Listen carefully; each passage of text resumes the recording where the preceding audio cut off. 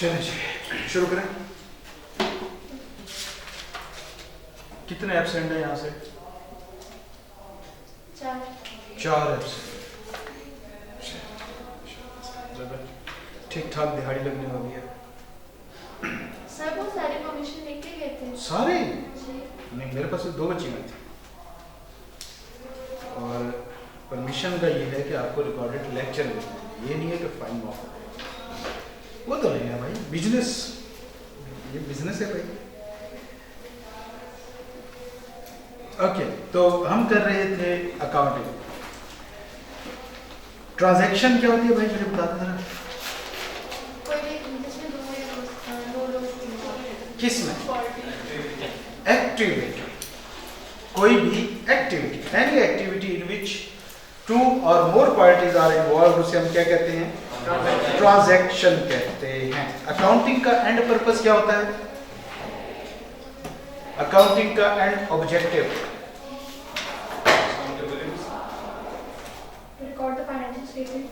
To prepare financial statements. क्या होता है? To prepare financial statements. Financial statements क्या होती हैं? फाइनेंशियल स्टेटमेंट्स क्या होती हैं?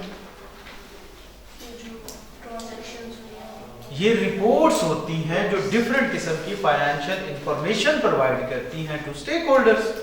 ऐसी बात है। कितनी रिपोर्ट्स होती हैं? 5। उनको क्या कहते हैं?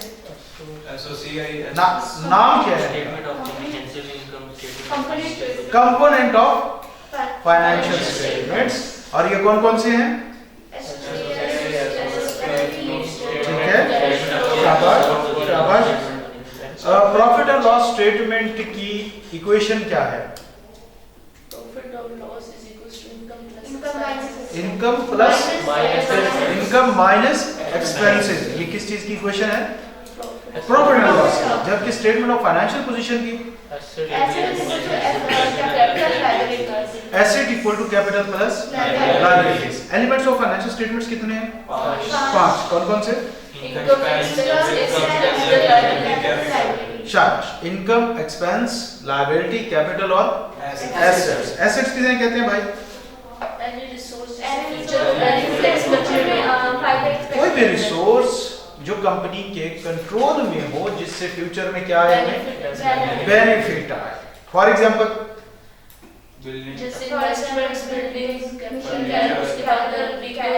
ठीक है, शाबाश। टाइप्स कितनी है इसकी? 2। कौन कौन सी? Current and non current. Current assets कौन से होते हैं? शाबाश। और नॉन करंट? शाबाश। और लायबिलिटीज क्या होती हैं? वो ऑब्लिगेशंस होती है। अच्छा, और उसके बाद क्या कहते हैं? टाइप्स 2। कौन कौन सी? Non current. ठीक है, शाबाश। इनकम क्या होती है? गुड्स और सर्विसेज प्रोवाइड करके जो हम कमाते हैं उसे हम क्या कहते हैं? इनकम कहते हैं। एक और मैंने कंसेप्ट बताया था, अर्निंग विद नो क्वेश्चन, जिससे कोई आपसे पूछे ना। रिसीट्स विद नो क्वेश्चंस, जिससे आपको कोई ना पूछो, जो आपकी अपनी कमाई हो, उसे हम क्या कहते हैं? इनकम की कितनी टाइप्स थी? 2। कौन सी? हाँ, या डायरेक्ट इनकम और अदर इनकम, या मेन इनकम और अदर इनकम। मेन इनकम से मुराद जो बिजनेस की प्रिंसिपल एक्टिविटी है, जो उनका मेजर काम है, जो करके वो काम कर रहे हैं, उससे जो कमाते हैं वो main income. Other income side income किसी और जगह से कहीं से आ जाती है, जैसे बैंक में अगर आपने इंटरेस्ट आ जाता है, और उसके बाद कोई लोन जैसे कमीशन मिल जाए। ठीक है, कमीशन आ गया। और कोई आपने ऐसी चीज सेल की जो आपका मेन बिजनेस नहीं है, कोई बिल्डिंग सेल कर दी, कोई गाड़ी सेल कर दी, ऐसी बात है, कोई जमीन सेल कर दी, तो उससे भी जो आपको इनकम आती है वो भी आपकी अदर इनकम होती है। अच्छा जी, उसके बाद आ जाए एक्सपेंसेस। क्या होते हैं? एक्सपेंडिचर जो कि बिजनेस को चलाने के लिए, बिजनेस को चलाने के लिए, जो इनकम को अर्न करने के लिए जो खर्चे किए जा रहे होते हैं, उसे हम क्या कहते हैं? एक्सपेंसेस। जो कि स्पेसिफिक पीरियड की इनकम को अर्न करने के लिए खर्चे किए जा रहे होते हैं, उन्हें हम क्या कहते हैं? एक्सपेंस कहते हैं। जैसे कि हमने गाड़ी खरीदी, ये एक्सपेंस है? नो, नो, ये एक्सपेंस नहीं, एसेट, ये एसेट है। लेकिन उस गाड़ी ने कुछ ना कुछ इस साल की इनकम में कंट्रीब्यूट तो किया होगा ना, सिर्फ उतना पोर्शन एक्सपेंस में जाएगा। समझ आ गई बात? से कि 10 लाख की गाड़ी थी, समझ आई, उसने सिर्फ 1 लाख का बेनिफिट हमें इस साल में दिया, तो एक्सपेंस में भी उसमें से सिर्फ कितना जाएगा? 1 लाख का ही जाएगा, 1 लाख ही जाएगा एक्सपेंस के अंदर, बाकी सारा एसेट्स हमारा बन जाएगा। ठीक हो गया? ये हम आगे चल के जब डेप्रिसिएशन का चैप्टर पढ़ेंगे तब आपको क्लियर होगा। अभी के लिए ये ज़हन में रख लीजिएगा, जब करेंगे तब हम कंफ्यूज ना हो, ताकि इसी के साथ ही हम फ्लो के अंदर चलते जाएं। ठीक हो गया? तो लिहाजा वो एसेट्स जो नॉन करंट एसेट्स होते हैं ना, देखो एसेट होता क्या है? एसेट की डेफिनेशन क्या है? जिससे हम at the end her asset expense में कन्वर्ट होता है। सोचिए जरा, इस बात पे गौर करें। At the end her asset क्या होता है? एक्सपेंस। आपके पास कैश पड़ा हुआ है, ये क्या है? एसेट है। इससे आपने किसी को सैलरी दे दी, एक्सपेंस बन गया। तो एक्सपेंस का मतलब क्या होता है? जब हम बेनिफिट कंज्यूम कर रहे हैं, किसी भी चीज का हम बेनिफिट जब कंज्यूम कर लेंगे तो वो किधर बन जाएगी? एक्सपेंस बन जाएगी। जैसे हमने एम्प्लॉय को सैलरी दी है, ये एक्सपेंस बन गया है। क्यों? एम्प्लॉयज को सैलरी एडवांस में देते हैं काम कराने के बाद? सैलरी एडवांस में मिलती है, काम करने के बाद मिलती है, तो उसका बेनिफिट हमने अब कंज्यूम कर लिया। जो कैश दे दिया, बेनिफिट उससे यही आना था, हमने कंज्यूम कर लिया। लेकिन अगर हमने एडवांस में सैलरी दे दी है तो वो एसेट है, वो अभी उसने काम करना है, जब कंज्यूम कर लेगा तब हमारा बेनिफिट हो जाएगा। तो एक्चुअली हर एसेट ने एट द एंड कन्वर्ट किस में होना होता है? एक्सपेंस में ही होता है। ये और बात है कि current asset with in a 1 year किस में कन्वर्ट हो जाता है? एक्सपेंस में। नॉन करंट एसेट को टाइम लगता है, तो नॉन करंट एसेट के ऊपर हम डेप्रिसिएशन चार्ज करते होते हैं, जो आप आगे चल के पढ़ेंगे। एक कंसेप्ट क्या होता है ये ध्यान में रखें। ठीक हो गया ना? अच्छा, मैं आपको बहुत डीप और आगे एक कंसेप्ट दे देता हूं, कहीं पे अगर आपको समझ ना आए किसी चीज की लॉजिकली तो घबराना नहीं है, आगे हमने ये चीजें बार बार पढ़नी है। ठीक हो गया? अच्छा जी, आज बात करते हैं capital.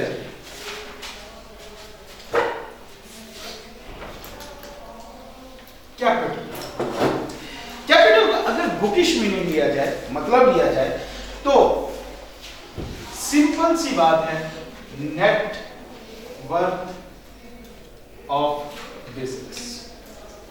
Net worth of business, इसको हम क्या कहते हैं? कैपिटल कहते हैं। और नेट वर्थ से क्या मुराद होता है? Asset minus liabilities. हमने अकाउंटिंग इक्वेशन पढ़ी थी, कोई मुझे लिखवाएगा? ओए यार, कल पतंग उड़ाते रहे यार, तो पास हो गया। Asset equal to capital plus liabilities. Accounting equation क्या थी हमारी? Asset equal to capital plus liabilities. ठीक हो गया? अगर इस इक्वेशन को हम रीस्टेट करें तो capital equal to asset minus liabilities. ऐसी बात है। ये हमारा क्या है? कैपिटल की एक बुकिश सी डेफिनेशन कि जो बिजनेस के पास नेट वर्थ बची हुई है वो किसकी है? उसके ऑनर की है। मतलब बिजनेस ने 6 लाख रुपए बिजनेस के पास कैश पड़ा है, 4 लाख रुपए उसने किसी को दे दिए। आज बिजनेस बंद हो जाए, ऑनर को कितना मिलेंगे? जितने बड़े भी होंगे 6 लाख। देने वाला कितना जाएगा? अभी दिए नहीं है ना, देंगे, ऐसे बंद हो ही नहीं सकता ना, कर्ज उतारे बगैर बिजनेस बंद नहीं कर सकते। समझ आई? अगर आज बिजनेस बंद हो जाए तो ऑनर को कितना मिलेंगे? 2 लाख। नेट वर्थ, तो कैपिटल इसे कहा जाता है कि एसेट माइनस लायबिलिटीज। एक्चुअली जो कैपिटल है ना, उसका मतलब होता है हमारा कंसेप्ट के हिसाब से ऑनर का एहसान, ऑनर का बिजनेस के ऊपर एहसान, उसे हम क्या कहते हैं? कैपिटल कहते हैं। ऑनर कितनी तरह से एहसान कर सकता है?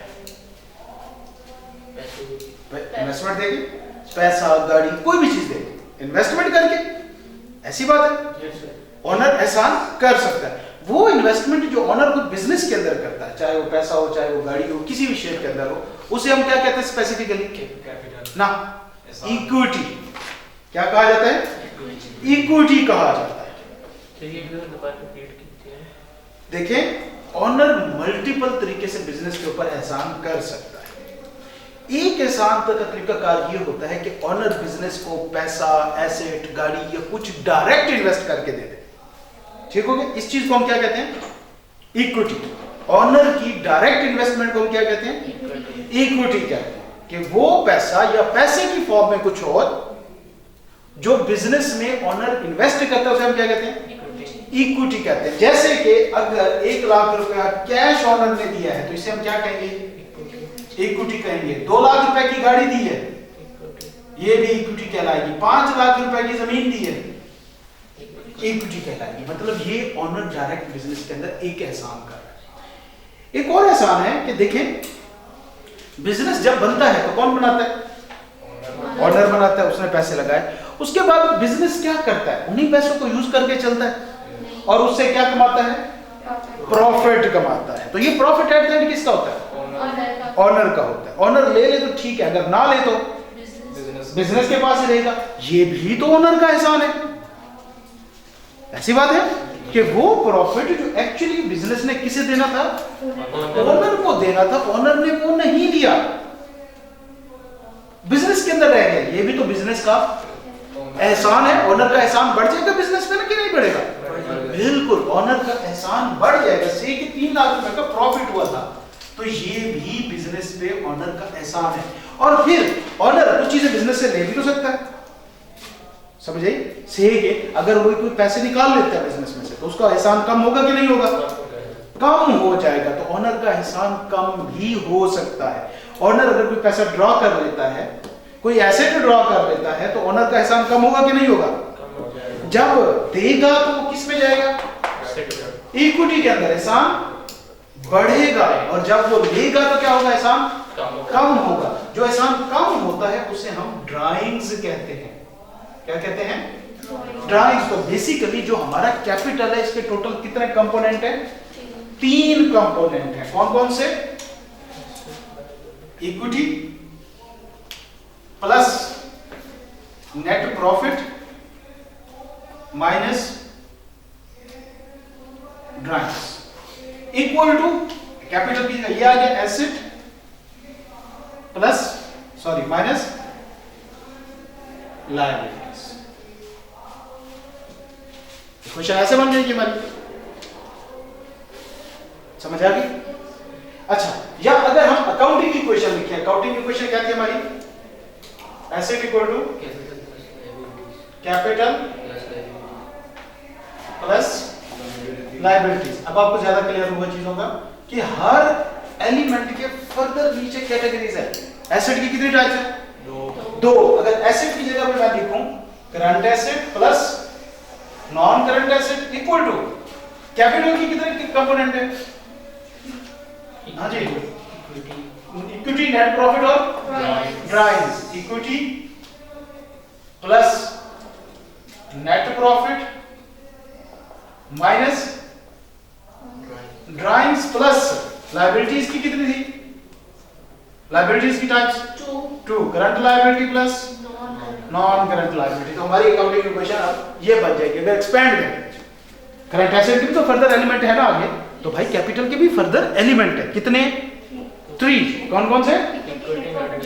इक्विटी, नेट प्रॉफिट और ओके। चले एक क्वेश्चन जी सर, जब बिजनेस को प्रॉफिट होता है तो जब ओनर को मतलब ओनर निकालता है, अगर उसने प्रॉफिट निकाल दिया तो फिर वो जो प्रॉफिट होगा वो भी ड्राइंग्स में जाएगा? देखिए, हाँ, फिर इसमें बिजनेस की टाइप्स होती हैं। होती वो ड्राइंग्स ही है, लेकिन इनके वर्ड चेंज होते हैं। कंपनी की शेप में तो उसे डिविडेंड कह देते हैं, ठीक हो गया। सोल ट्रेडर है तो उसे हम ड्राइंग्स कह देते हैं। पार्टनरशिप होते हैं तो उन्हें हम शेयर ऑफ प्रॉफिट कह देते हैं। और चीजें डिफरेंट हो जाती हैं। लेकिन अब हम छोटे बिजनेस की बात करें, सिंगल बिजनेस की बात करें, इसमें ऑनर है तो हम उसे क्या कहते हैं? ड्राइंग्स। जब ऑनर कुछ पर्सनली निकालता है तो उसे हम क्या कहते हैं? ड्राइंग्स कहते हैं। क्लियर हो गया? ओके, एक क्वेश्चन है, एक बिजनेस है मिस्टर एबीसी, एक बिजनेस का नाम है। उसके करंट एसेट हैं 6 लाख के, नॉन करंट एसेट्स हैं 3 लाख के,